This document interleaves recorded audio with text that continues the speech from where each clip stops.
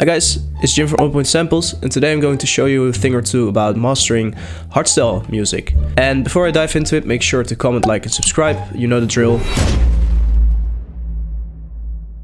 So I have FLP created. It's a meme remix of Giga Pudding. I thought it was funny. Don't hate me. Don't come at me in the comments. Oh, shiver my timbers! But here we go.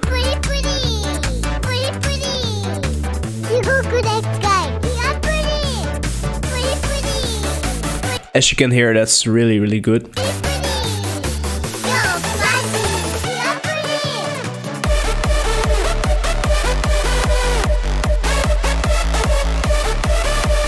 So you get the idea. I can already see this played at DEFCON 1.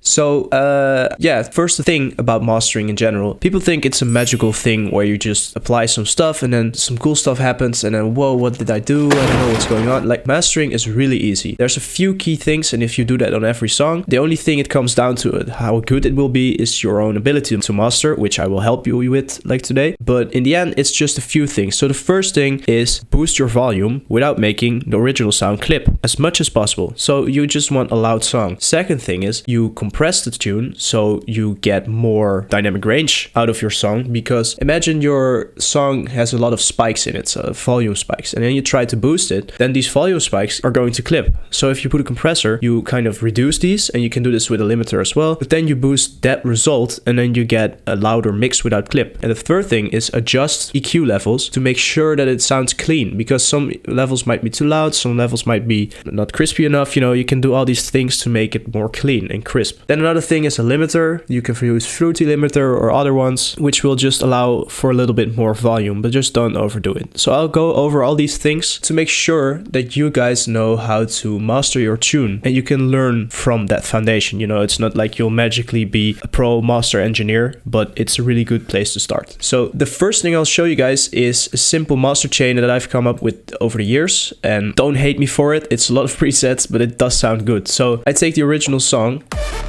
and the first thing I do is apply an EQ, and I remove 300 Hz around this range. So listen to the difference. This is a really extreme example of what I'm doing, but these frequencies make your mix muddy, and if you reduce them a bit, it gets crisp. Like, imagine you didn't know that this was the original, and you get to hear this.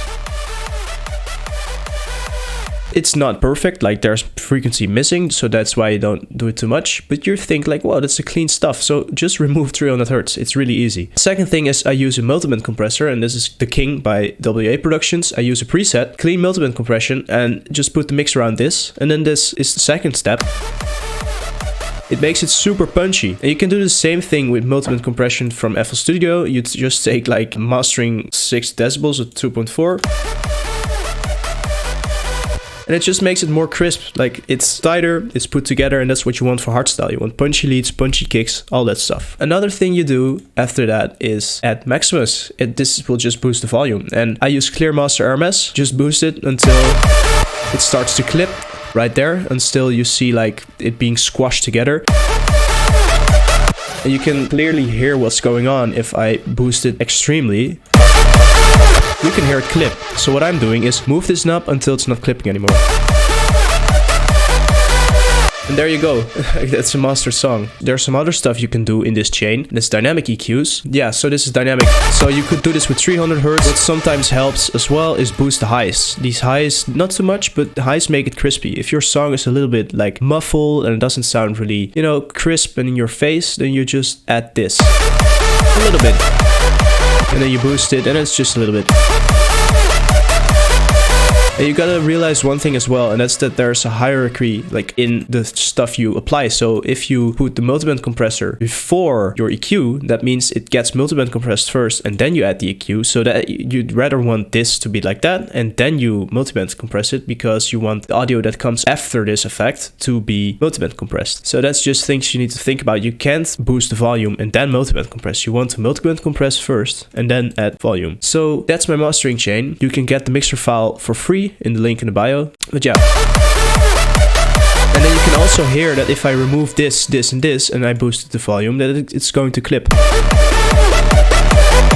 And that's just because you don't give your audio enough room to do what it wants to do.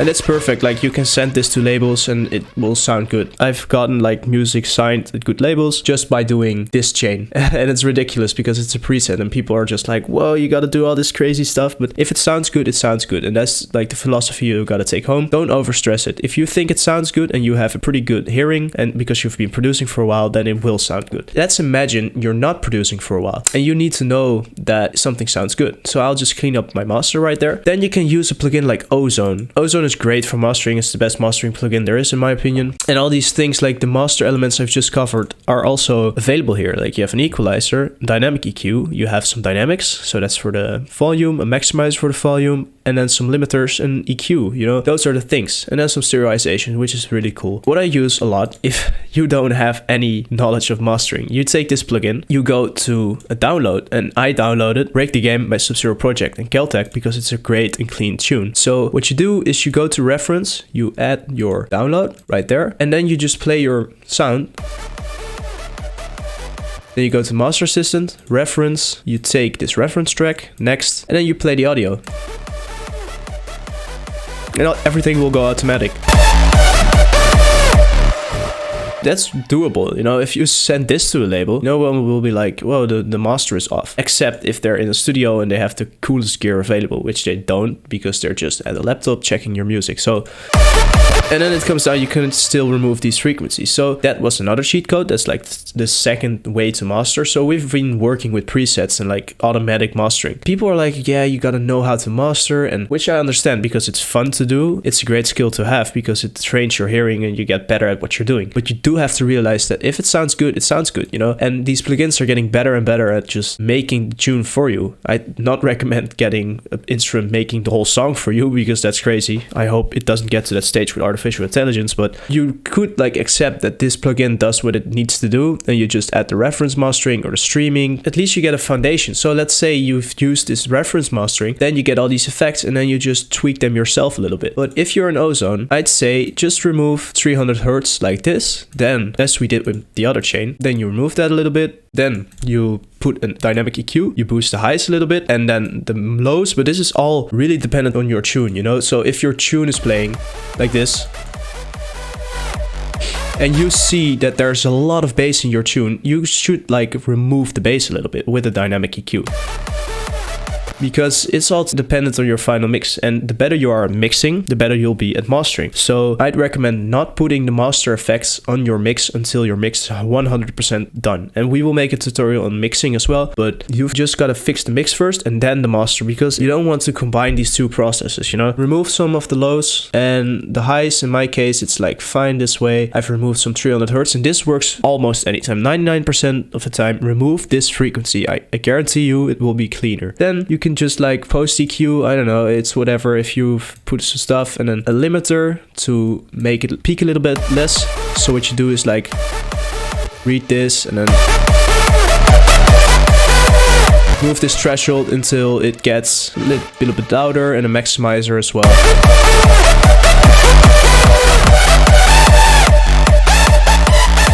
And then a very important thing, which should be in your master chain as well, is a stereoizer, because you want your sub, and this is like 100 hertz, you don't want it to have any width at all. You want it to be 0. And you can hear the difference, okay? So this is max. And this is mono. So stereoized and mono. The sub needs to be mono. Then like your second band, which is like your bass, you can make this a little bit less mono. And as you can hear, this is already way too mono because it's not nice anymore. That's not what you want. You want it to be these frequencies a little bit less. Just imagine you're on a festival, you don't want your sub to be mono. It doesn't make sense. Like on your headphones and like in a club maybe, it doesn't matter too much. But once you're playing really big festivals or whatever, you want this to be clean. The sub needs to be mono, a little bit less mono. And this band can be, you know, a little bit more width. And then the highs, you can make them stereo a little bit. So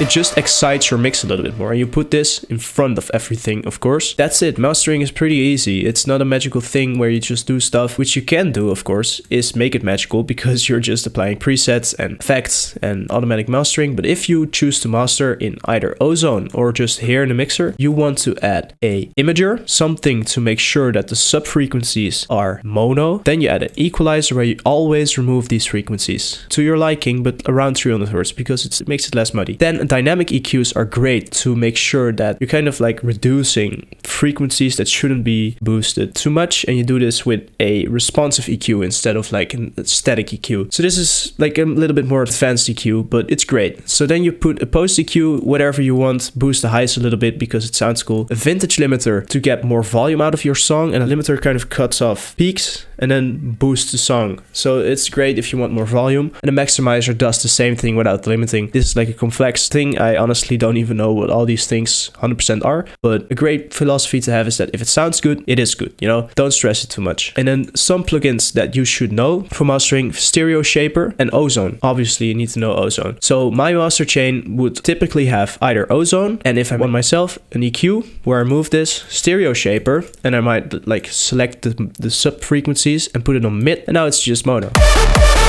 So you can use this in Fruity Patcher, for example. If I take Fruity Patcher, where is it? There it is. You take one signal from FL Studio and we say, well, this will only be the sub. I'm not sure if this is the best method, but you've got to get into Patcher because it's a really cool plugin. These are subs, Patcher. And you can hear that this is only the sub frequency at like 100 hertz. Then I add a Stereo Shaper this way, add it there, bam. And then you say, well, you're gonna be mid, you know. You made it mid, like it's mid, and then you make another one like this. You remove the sub here, and that was at around 100 hertz, and if you kind of did the same thing. Yeah, so you use an EQ. Stereo Shaper is great to make it a little bit more exciting. Then I'd add Fruity Compressor to compress it. If you want to compress, we will go over this more clearly in a mixing tutorial. But you kind of find the spot where it's like a little bit, you know, hitting its roof. That's minus 18, so I put it minus 18, ratio on 4. And then it's compressed. And then I add a limiter, and I remove a little bit of the peaks, just like this. Then I add another EQ, maybe, remove some more, add some more, boost some more, read my EQ, like this. So this is all stock plugins and it works great. Then you can use Multiband Compressor from FL Studio. This one is great as well. You take general mastering, it doesn't really like mastering, it's fine. Then you take Maximus. So these are the plugins that I would use for mastering: EQ, compression, limiter, another EQ, Multiband Compressor, Maximus. And you use Clear Master RMS because it's a great preset, and you boost it until it starts clipping. Or you use Ozone, and then in Ozone you take the reference like this, or you make a chain like we did here. And reference is great because you can take your favorite song and use that to, you know, make your mix sound just like that, your master mix sound just like that. Other cool plugins are Pro Q3 by FabFilter. Another one is FabFilter Pro C2, that's like a compressor, and then you have L2. This is a limiter and it just boosts the volume more. Another great tip is start mastering your song at the loudest part. So don't master your break, but master your drop if that's the loudest part. Always make sure your drop is louder than the break, and I'll add another tutorial, like we're gonna make a lot of tutorials, but make another tutorial. In this case, we're gonna talk about like, what if your break is too loud? Well, as you can see here, I've added a master volume automation clip. Whoa, that's illegal. No, it's fine. You just automate this, and in the build-up, I just remove it a little bit. So it sounds like the break gets a little bit less loud and the drop just hits harder. And I did the same thing with another thing, like this is a master high pass, and then in the build-up, it just removes the bass, and in the drop, it's fine. Like there should be a little bit more bass in the drop. We will go over all these things. Easy peasy. Yeah, so that's basically it for mastering. Don't stress it too much. If it sounds good, it is good. And if you have any questions, make sure to just drop it in the comments because I'll just get back to you personally. Yeah, and finally, please subscribe, like, and comment. You know, it motivates me to make more tutorials. Yeah, so I hope you enjoyed. Have a great day and see you. Bye.